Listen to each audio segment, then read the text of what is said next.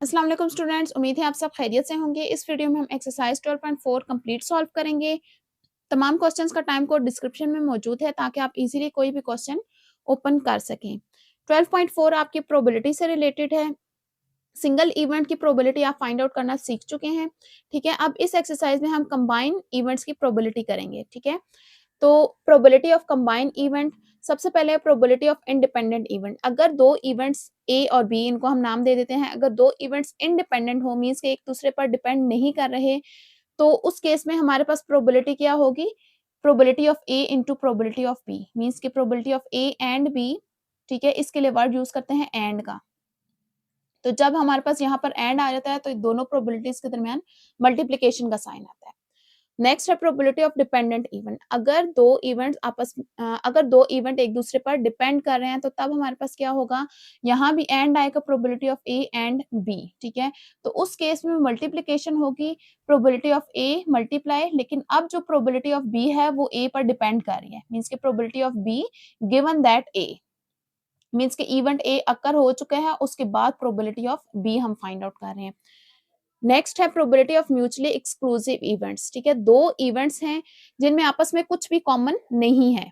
ठीक है, mutually exclusive का क्या मतलब है कि उन दोनों इवेंट्स में कुछ भी कॉमन नहीं है, तो उस केस में हमारे पास क्या होगा? ए और बी। ठीक है, और का यहाँ पर और आया तो यहाँ पर हम क्या करेंगे? प्रोबेबिलिटी ऑफ ए और बी के दरमियान में प्लस का साइन आएगा।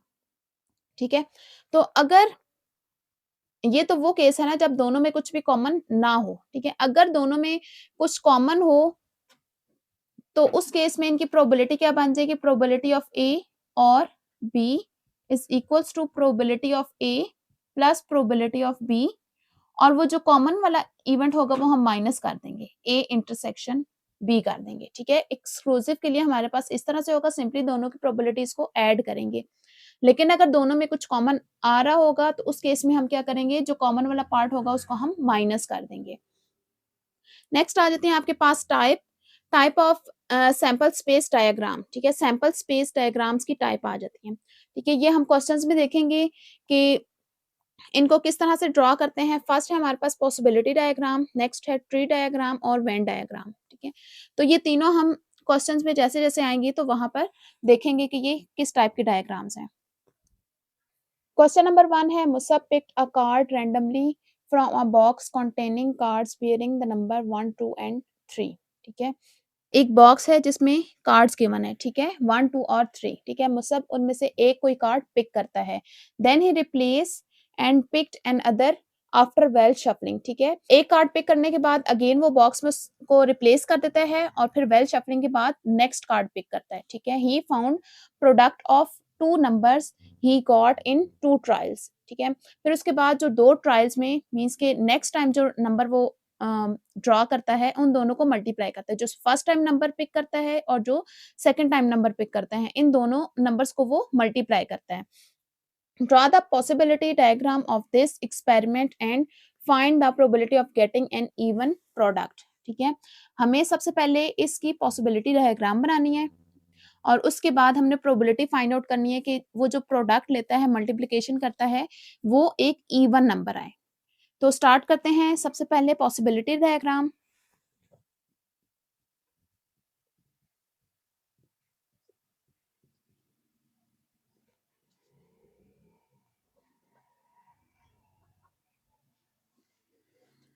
तो कितने नंबर है हमारे पास? 1 2 एंड 3। 1 2 एंड 3, और वो 2 टाइम्स पिक करता है, तो एक दफा हम यहाँ पर लिख लेंगे कॉलम वाइज 1 2 एंड 3। ठीक है, तो उसके बाद वो जो दो नंबर्स आते हैं उनका क्या लेता है? प्रोडक्ट, तो यहाँ पर हम प्रोडक्ट का साइन बना देंगे।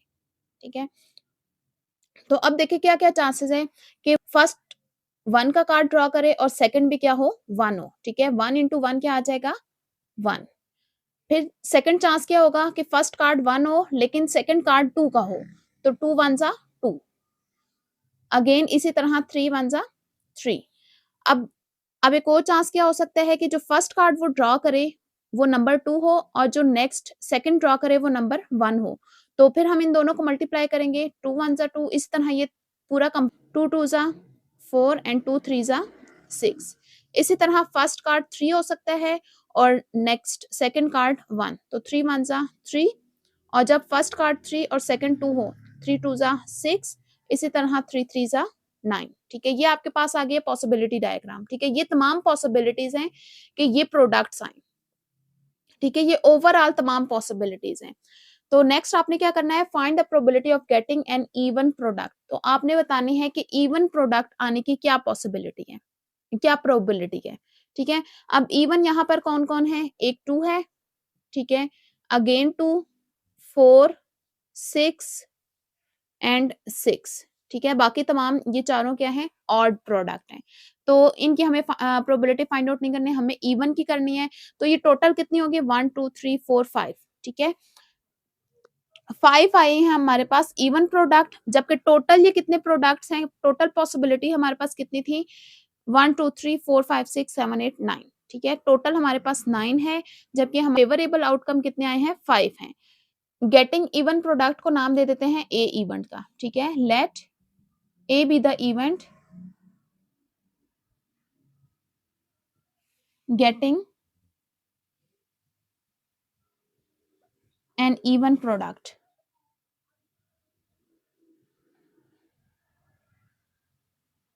ठीक है, तो इवन प्रोडक्ट कितने टाइम्स आया, 5 टाइम्स, तो n A is equals to 5, और टोटल आउटकम हमारे पास कितने आए हैं, 9। ठीक है, तो एन एस किसको शो करता है, नंबर ऑफ टोटल आउटकम। ठीक है, टोटल हमारे पास कितने थे, 9।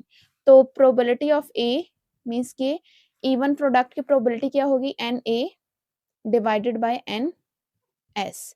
एन ए हमारे पास 5 है और एन एस 9 है, तो probability of getting even product क्या है, 5/9। क्वेश्चन नंबर 2 है, अशास फ्लिप्ड अ कॉइन थ्राइस। ठीक है, अशास एक कॉइन को 3 टाइम्स फ्लिप करता है, मींस के टॉस करता है। Draw tree diagram to find probability of getting 3 tails. तो अब हमें 3 टेल आने की प्रोबेबिलिटी फाइंड आउट करनी है, किसके जरिए, ट्री डायग्राम से। फर्स्ट में हमने पॉसिबिलिटी डायग्राम को यूज करके प्रोबेबिलिटी फाइंड आउट की थी, अब हम ट्री डायग्राम को यूज करेंगे और प्रोबेबिलिटी फाइंड आउट करेंगे।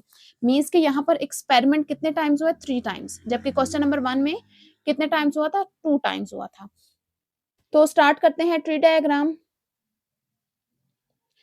एक कॉइन के हमारे पास कितनी साइड्स होती हैं, 2 साइड्स होती हैं, मींस के एक हेड और एक टेल। इस तरह यहाँ पर मैंने 2 ब्रांचेस ले ली हैं, एक हेड के लिए और एक टेल के लिए। ठीक है, ये आ गया आपके पास फर्स्ट एक्सपेरिमेंट। ठीक है, फिर इसके बाद नेक्स्ट ट्रायल होगा, मींस के नेक्स्ट एक्सपेरिमेंट हम करेंगे। अब नेक्स्ट के लिए क्या चांस है कि यहाँ पर हेड के साथ भी हमारे पास एक दफा हेड और एक दफा टेल आए। ठीक है, क्योंकि ये तमाम क्या है, ये पॉसिबिलिटीज है। ये फर्स्ट भी हमारे पास पॉसिबिलिटी थी कि उसने फर्स्ट टाइम जब कॉइन को फ्लिप किया तो या हेड आएगा या टेल आएगा। ठीक है, अभी नेक्स्ट टाइम जब सेकंड टाइम उसने टॉस किया तो क्या होगा कि या पॉसिबिलिटी है, अगर फर्स्ट टाइम हेड आया हो तो सेकंड टाइम हेड भी आ सकता है और सेकंड टाइम टेल भी आ सकता है। इसी तरह अगर फर्स्ट टाइम आपके पास टेल आया है तो ये भी पॉसिबिलिटी है कि सेकंड एक्सपेरिमेंट में, सेकंड ट्रायल में आपके पास हेड आ जाए या टेल आ जाए। ये सेकंड ट्रायल है। ठीक है, कितनी दफा उसने फ्लिप किया था, 3 थ्राइस, मींस के थर्ड एक्सपेरिमेंट भी होगा, थर्ड ट्रायल भी होगा। अब क्या होगा, थर्ड ट्रायल इससे आगे नेक्स्ट 2 चांसेस होंगे। हेड के लिए नेक्स्ट टाइम आपके पास हेड भी आ सकता है और टेल भी आ सकता है। इसी तरह हो सकता है कि टेल के साथ हेड या टेल दोनों में से कुछ आ जाए, हेड या टेल। अब ये आपके पास हो रहा है थर्ड ट्रायल। इसी तरह नेक्स्ट हेड के साथ हेड और टेल हो सकता है, और इसी तरह नेक्स्ट टेल के साथ, और इसी तरह नेक्स्ट टेल के साथ भी आपके पास हेड और टेल हो सकता है। अब यहाँ पर जो ऑल पॉसिबल आउटकम है वो हम यहाँ पर लिखेंगे। ठीक है, अब फर्स्ट क्या आ रहा है, हेड हेड और हेड। ठीक है, हेड हेड हेड। फिर नेक्स्ट क्या है, हेड हेड और टेल, हेड हेड और टेल। ठीक है, अब ये इस हेड के लिए दोनों हो चुके हैं। अब यहां से यहां हेड है, head tail head, head tail head, फिर head tail tail, head tail tail. अब हेड के लिए ये चारों पॉसिबिलिटीज आ गई हैं, ठीक है। अब टेल के लिए देखते हैं, tail head head, tail head head, फिर tail head tail, tail head tail, tail tail head, tail tail head, and last है tail tail and tail, tail tail and tail, ठीक है। तो ये आ गया आपके पास ट्री डायग्राम, और उससे हमने ये तमाम पॉसिबल आउटकम फाइंड आउट कर लिए हैं। नेक्स्ट आपको कोई ना कोई प्रोबेबिलिटी फाइंड आउट करने को कही जाएगी। तो यहाँ पर जिस तरह क्या फाइंड आउट करना है, probability of getting three tails. Three tails आपके पास कितनी दफा आ रहा है, सिर्फ एक ही दफा आ रहा है, ठीक है। तो यहाँ पर क्वेश्चन चेंज भी हो सकता था, अगर आपको थ्री हेड्स कहते तो आपके पास जो फेवरेबल आउटकम है वो कौन सा होता, ये वाला, ठीक है, मीन्स के एक। और इस तरह आपको टू हेड्स भी कह सकते थे और टू टेल्स भी कह सकते थे, ठीक है। तो टू हेड्स अगर आपको कहते इस क्वेश्चन में, तो उस केस में आपके पास कितने फेवरेबल आउटकम होते, वन, टू और थ्री, ठीक है, थ्री फेवरेबल आउटकम होते। इसी तरह टू टेल के लिए भी कह सकते थे, आपको क्वेश्चन किसी भी तरह से चेंज करके दिया जा सकता है।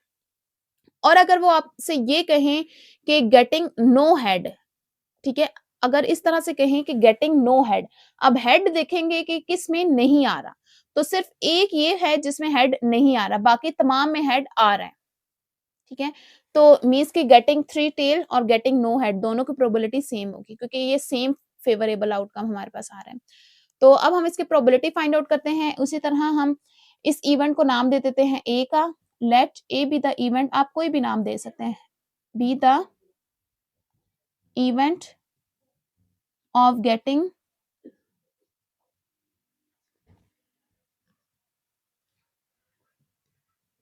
Three tell.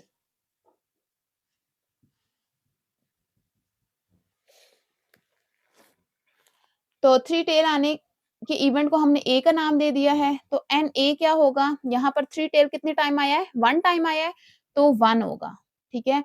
और total number of sample space कितना है, टोटल सैंपल स्पेस में कितने आ रहे हैं, one two three four five six seven eight, तो टोटल आ गया आपके पास एट। तो probability of A is equals to n A divided by n S. तो एन ए वन है और एन एस एट, ठीक है। इस तरह हम यहाँ पर वो कोई भी आपको इवेंट दे दें तो उसके अकॉर्डिंग काउंट करके यहाँ पर हम प्रोबेबिलिटी फाइंड आउट कर सकते हैं। क्वेश्चन नंबर 3 है, a survey of 100 students shows that 40 like pizza, 45 like burger, draw Venn diagram and find the probability of student like either pizza और burger, assume none like both. तो इस question में हमें क्या करना है, 100 स्टूडेंट्स हैं जिनका सर्वे किया गया है, तो क्या रिजल्ट्स हैं कि 40 पिज्जा लाइक करते हैं और 45 स्टूडेंट बर्गर लाइक करते हैं। तो हमें इसको वेन डायग्राम से शो करना है और फाइंड आउट करनी है probability that student like either pizza और बर्गर। और वाला काम है, मींस के हमें दोनों की प्रोबेबिलिटीज को सम करना है, ठीक है। और से हमें पता चलता है कि दोनों की सेपरेट प्रोबेबिलिटी को फाइंड आउट करना है और उनको सम करना है, ठीक है। नेक्स्ट आपको गिवन है, अज्यूम नन लाइक बोथ, इनमें से कोई भी ऐसा नहीं है जिसको दोनों चीजें पसंद हो, मीन्स के पिज्जा एंड बर्गर दोनों पसंद हो, ठीक है, दोनों को लाइक करते हो। मीन्स के ये कौन सा केस है आपके पास, म्यूचुअली एक्सक्लूसिव का है। तो वेन डायग्राम हम ड्रॉ कर लेते हैं। वेन डायग्राम के लिए सबसे पहले हम एक रेक्टेंगल ड्रॉ करते हैं जो कि यूनिवर्सल सेट को शो करती है। तो अब यहाँ पर हमारे पास दो इवेंट्स हैं और दोनों क्या है, म्यूचुअली एक्सक्लूसिव हैं, मीन्स के कोई भी स्टूडेंट ऐसा नहीं है जो कि दोनों को लाइक करता हो। फॉर एग्जाम्पल यहाँ पर अगर म्यूचुअली एक्सक्लूसिव ना होते तो उस केस में हमारे पास इवेंट्स किस तरह से ड्रॉ होते, इस तरह से, मीन्स के दोनों में कुछ ना कुछ कॉमन आ रहा होता, पर दोनों में कोई भी कॉमन नहीं है। मीन्स के जो स्टूडेंट पिज्जा लाइक करते हैं वो बर्गर लाइक नहीं करते और जो बर्गर लाइक करते हैं वो पिज्जा लाइक नहीं करते, मीन्स के कोई स्टूडेंट ऐसा नहीं है जो दोनों को लाइक करता हो। तो यहाँ पर हम इवेंट कह देते हैं ए जो कि पिज्जा को लाइक करते हैं, ठीक है, और बी कह देते हैं जो कि बर्गर को लाइक करते हैं। तो 40 स्टूडेंट्स ऐसे हैं जो कि पिज्जा को लाइक करते हैं और 45 हैं जो कि बर्गर को लाइक करते हैं। तो ये आगे आपके पास वेन डायग्राम, आपने प्रोबेबिलिटी किसकी फाइंड आउट करनी है, ईदर पिज्जा और बर्गर। तो स्टार्ट करते हैं फाइंड आउट करनी। पहले तो इवेंट का नाम कह देते हैं let A B the event that students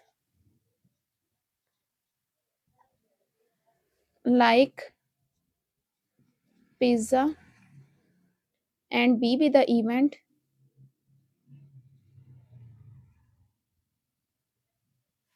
that students like burger.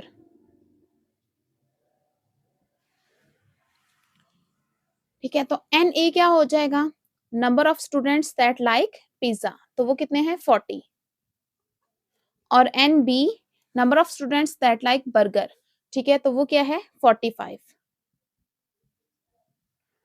और NS क्या होगा, total number of student, total number of students जो कि सैंपल स्पेस में है वो कितने गिवन है हमें 100, ठीक है। तो अब हम इन दोनों की प्रोबेबिलिटीज फाइंड आउट करेंगे, probability of A which is equals to NA divided by NS, NA क्या है 40 और NS है 100, इसी तरह probability of B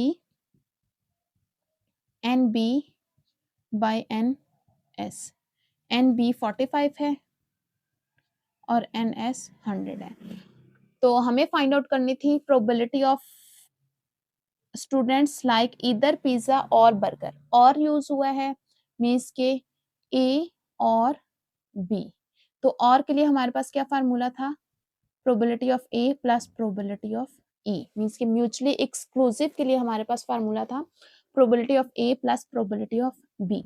probability of A हमने फाइंड आउट की थी 40/100 और probability of B 45 divided by 100, इन दोनों को ऐड करेंगे तो ये आ जाएगा 85 डिवाइडेड बाय 100, तो अगर डेसिमल पॉइंट के फॉर्म में लिखें तो ये आ जाएगा 0.85, ठीक है। प्रोबेबिलिटी ऑफ A और B is equals to 0.85, probability हमेशा 0 से लेकर 1 तक होती है, ठीक है, 0 से छोटी नहीं हो सकती और 1 से बड़ी नहीं हो सकती। क्वेश्चन नंबर 4 है, what is the probability of patient testing positive for a disease with either test A और टेस्ट बी। हमें प्रोबेबिलिटी फाइंड आउट करनी है patient testing positive for disease, ठीक है, किसी डिजीज के पॉजिटिव होने की, ईदर टेस्ट ए और टेस्ट बी, ठीक है, दोनों टेस्ट में से कोई एक पॉजिटिव हो, इस चीज की हमें प्रोबेबिलिटी फाइंड आउट करनी है। Giving probability of testing positive with test A is 0.3, test A के पॉजिटिव होने की प्रोबेबिलिटी हमें गिवन है 0.3 और टेस्ट बी के पॉजिटिव होने की प्रोबेबिलिटी गिवन है 0.4 and the test are independent, और दोनों टेस्ट इंडिपेंडेंट हैं। तो सबसे पहले हम दोनों इवेंट्स को नाम दे देते हैं, let A B the event that test A is positive and B be the event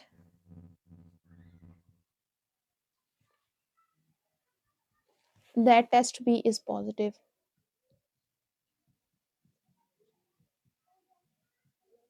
ठीक है। तो प्रोबेबिलिटी हमें गिवन है P A is equals to 0.3 और प्रोबेबिलिटी ऑफ B हमें गिवन है 0.4, मीन्स के टेस्ट B के पॉजिटिव होने की प्रोबेबिलिटी कितनी है 0.4, तो हमें फाइंड आउट करनी है ईदर टेस्ट A और टेस्ट B, मीन्स की प्रोबेबिलिटी ऑफ A और B, ठीक है, दोनों इंडिपेंडेंट हैं, तो क्या हो जाएगा probability of A plus probability of B, ठीक है।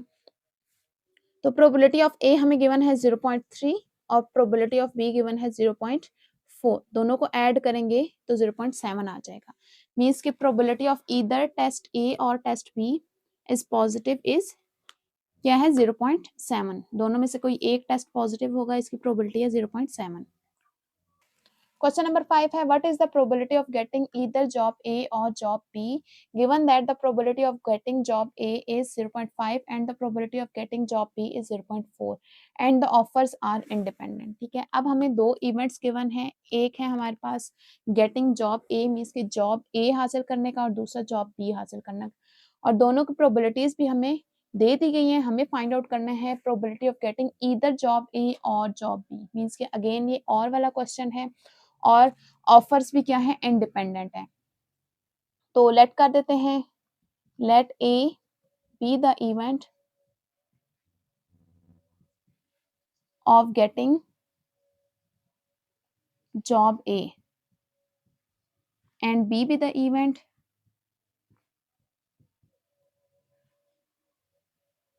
of getting job B। ठीक है, जॉब ए की प्रोबेबिलिटी क्या गिवन है 0.5 और जॉब बी की प्रोबेबिलिटी क्या गिवन है 0.4। ठीक है, हमें फाइंड आउट करनी है जॉब ए और जॉब बी, मीन्स के प्रोबेबिलिटी ऑफ ए और बी।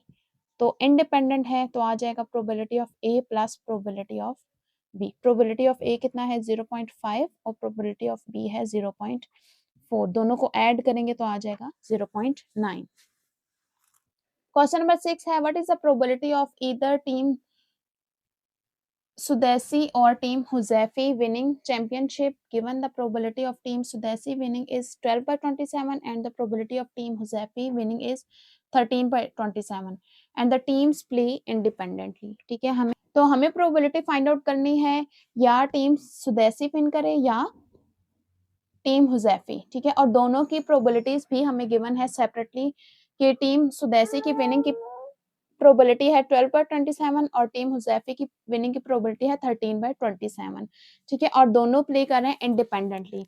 अगेन ये हमारे पास और वाला केस है और इंडिपेंडेंट का, तो दोनों इवेंट्स को नाम दे देते हैं। Let A B the event that team सुदैसी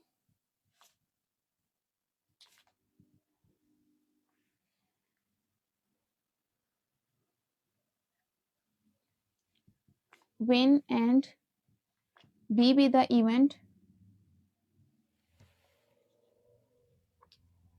that team Huzefi win। ठीक है, तो प्रोबेबिलिटी ऑफ ए सुदैसी की विनिंग की प्रोबेबिलिटी क्या है 12/27 और प्रोबेबिलिटी ऑफ ए मींस की हुजैफी की विनिंग की प्रोबेबिलिटी है 13/27। तो फाइंड आउट करना है हमें प्रोबेबिलिटी ऑफ ए और प्रोबेबिलिटी ऑफ बी। ठीक है, टीम सुदैसी और टीम हुजैफी, तो किसके इक्वल होगा probability of A plus probability of B, क्योंकि ये कौन सा केस है इंडिपेंडेंट का केस है। तो दोनों को ऐड कर देंगे 12/27 प्लस 13/27, 12 प्लस 13 ये बन जाएगा 25, न्यूमरेटर सेम है तो ये आ जाएगा 27, 25/27 प्रोबेबिलिटी आ गई है ईदर टीम सुदैसी और team Huzaifi winning championship. Question number 7 है what is the probability of taking either Volvo bus and Bedford bus to work given that the probability of taking Volvo bus is 1/2 and the probability of taking Bedford bus is 1/3 and the buses are chosen independently। ठीक है, यहाँ भी हमें दो events given है। First है हमारे पास taking Volvo बस और उसकी प्रोबेबिलिटी हमें गिवन है 1/2 और टेकिंग किंग बेडफोर्ड बस इसकी प्रोबेबिलिटी गिवन है 1/3। तो हमें फाइंड आउट करनी है इधर वॉल्वो बस और बेडफोर्ड बस। ठीक है, अगेन ये और का केस है और इवेंट्स क्या है इंडिपेंडेंट है, तो सेम क्वेश्चन होगा ये भी उसी तरह से। तो लेट कर देते हैं let A B the event taking Volvo bus and B be the event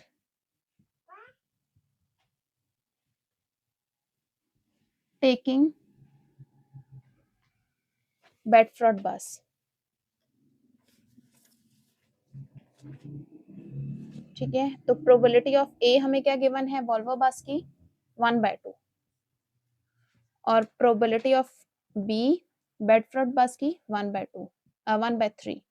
ठीक है, हमें फाइंड आउट करनी है प्रोबेबिलिटी ऑफ ए और बी, तो वो किसके इक्वल होगा? Probability of A plus probability of B. दोनों की प्रोबेबिलिटीज को हम ऐड कर देंगे, तो कैलकुलेटर में जब हम इन दोनों को ऐड करेंगे तो ये आ जाएगा 5/6। क्वेश्चन नंबर 8 है H J produce party abayas in the products probability of color damage is 0.1 and the probability of bad stitching is 0.2. Find the probability of product having either color damage or bad stitching. ठीक है, यहाँ पर भी हमें दो events given है कि एक इवेंट है कि कलर डैमेज हो, ठीक है, हमें प्रोबेबिलिटी गिवन है कलर डैमेज के लिए और प्रोबेबिलिटी गिवन है बैड स्टिचिंग के लिए। हमें फाइंड आउट करनी है probability of product having either colour damage और बैड स्टिचिंग, लेकिन इस क्वेश्चन में हमें इंडिपेंडेंट शो नहीं किया गया, तो दोनों इवेंट्स के बारे में ये नहीं बताया गया कि ये इंडिपेंडेंट है। ठीक है, तो इसका क्या मतलब है कि यहाँ पे कुछ अबायास ऐसे हो सकते हैं कि जो कि जिनके कलर डैमेज हो और उनकी बैड स्टिचिंग भी हो। ठीक है, मींस कि यहाँ पर हमारे पास कुछ ऐसे भी हो सकते हैं अबायास जिसमें ये दोनों चीजें हों, मींस के बैड स्टिच भी हो और कलर डैमेज भी हो। तो पहले हम इवेंट की नेमिंग कर देते हैं। Let A B the event that product have colour damage,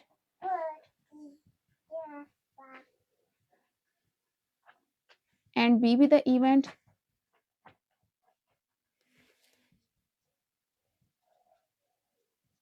that product have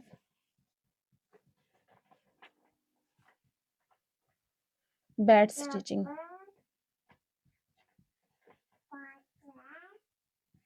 तो प्रोबेबिलिटी ऑफ ए हमें क्या गिवन है? 0.1 कलर डैमेज के लिए और probability of be bad stitching के लिए 0.2। तो हमें क्या फाइंड आउट करना है? ए और बी, लेकिन ये इंडिपेंडेंट का केस नहीं है, तो यहाँ आएगा probability of A plus probability of B minus probability A intersection B, means कि जो दोनों में कॉमन होगा। तो probability of A intersection B का क्या मतलब है कि हमें प्रोबेबिलिटी फाइंड आउट करनी है colour damage and bad stitching के लिए।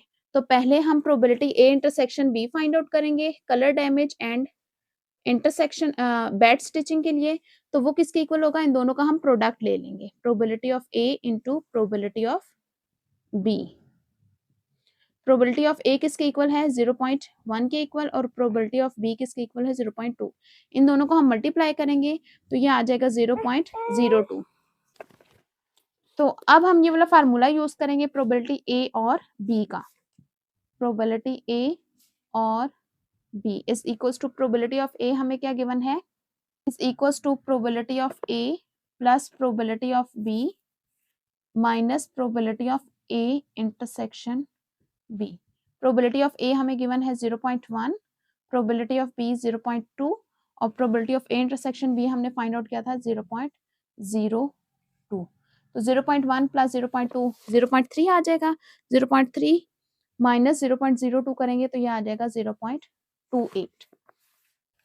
क्वेश्चन नंबर 9 है Faqiha is tested for a disease with test A and test B and the probability of testing positive with A is 0.9 and probability of testing positive with test B is 0.7. Find the probability of Fakiha for testing positive with both test A and test B when the tests are independent. ठीक है,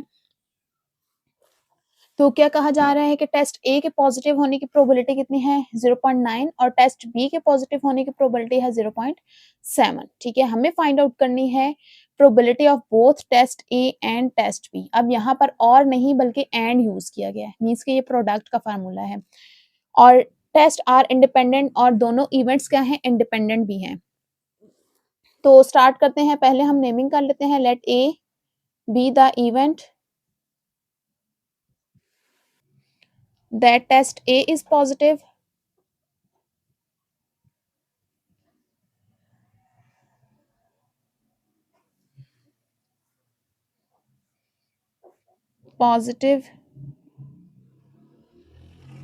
and B be the event that test B is positive.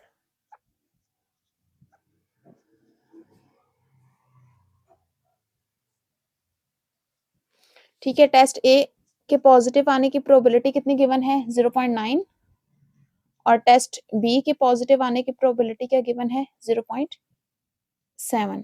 तो find out करनी है probability A and B, तो वो किसके equal आएगा, probability of A into probability of B. Means कि अगर एंड हो तो हम प्रोडक्ट लेते हैं दोनों की सेपरेट प्रोबेबिलिटीज का। ये 0.9 और बी की प्रोबेबिलिटी 0.7, इन दोनों को मल्टीप्लाई करेंगे तो ये आ जाएगा 0.63। ठीक है, दोनों टेस्ट पॉजिटिव आने की प्रोबेबिलिटी क्या है 0.63। क्वेश्चन नंबर 10 है Coco Bakes produces festive cakes, the quality control department perform two quality check A and B on the item, find the probability of a product passing both quality control test A and the quality control test B, given that the probability of a passing test A is 0.9 and probability of passing test B is 0.8 and the test are independent। ठीक है, तो क्या कहा जा रहा है इस question में कि कोको बेक्स फेस्टिव केक बनाता है और क्वालिटी कंट्रोल डिपार्टमेंट जो है वो दो क्वालिटी चेक करती है। ठीक है, और क्वालिटी कंट्रोल डिपार्टमेंट दो टेस्ट लेती है। ठीक है, मींस के टेस्ट ए और टेस्ट बी। तो आपने फाइंड आउट करनी है प्रोबेबिलिटी कि वो पास कर जाती है दोनों क्वालिटी कंट्रोल टेस्ट को, मींस के बोथ। ठीक है, test A and test B both, given that probability of passing test A के पास करने की प्रोबेबिलिटी 0.9 है और टेस्ट बी के पास करने की प्रोबेबिलिटी है 0.8 और दोनों इवेंट्स इंडिपेंडेंट है। Let A B the event that test A is passing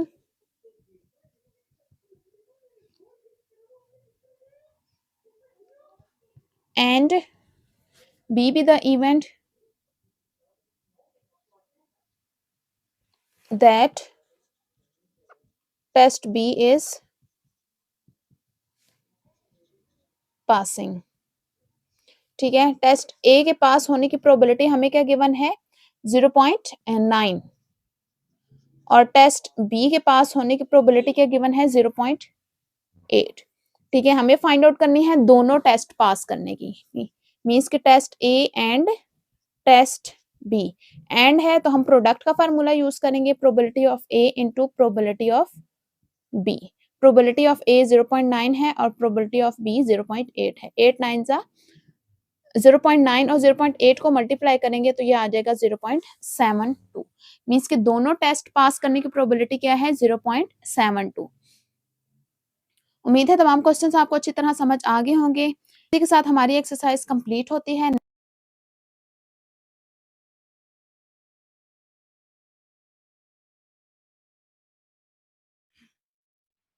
video को लाइक करें, चैनल को सब्सक्राइब करें और बेल आइकन का बटन प्रेस करें ताकि हर आने वाली एक्सरसाइज आप तक बआसानी पहुंच सके।